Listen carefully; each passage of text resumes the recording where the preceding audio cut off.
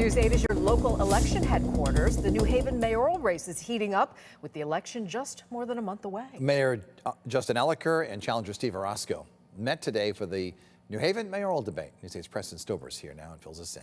Preston? Yeah, Lisa Dennis, the two candidates discussed burning issues here in New Haven, such as crime, affordable housing, and federal government intervention. Orosco says change needs to happen in the city, where Mayor Elicker says good things are already occurring. The two men vying for the city's top job shared their very different ideas for the future on Tuesday night. Republican Steve Orosco says he will improve crime numbers in New Haven by fully staffing and funding the New Haven Police Department, while Democrat Mayor Justin Elicker says his administration has increased funding and many crime numbers are down. Everything is a Band-Aid, and we're not attacking the root of the problem. You can't have a city that's already violent in the first place not have enough police officers to enforce.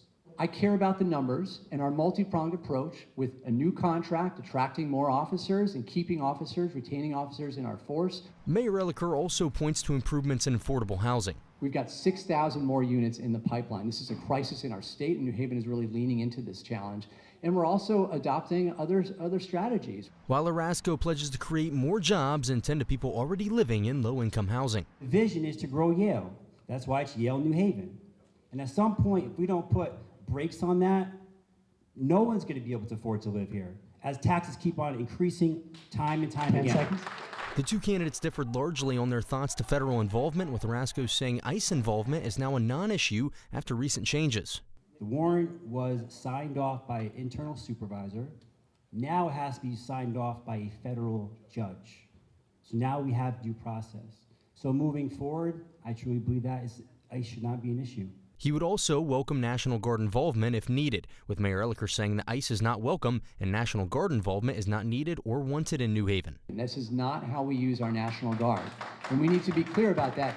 We do not need political stunts where the National Guard comes in for a few months and then leaves us just where we were before. Steve Orosco says one of his biggest promises is to hold Yale accountable to more taxes, while Mayor Elicker says that Yale has been held accountable to give back to New Haven more than they ever have before. And now New Haven has had low voter turnout in the past. Mayor Elicker won re-election in 2023 with 10,064 votes. He won that by a wide margin. That election, there was more than 52,000 registered active voters in New Haven. This year's race will be decided on November 4th. Preston Stober, News 8.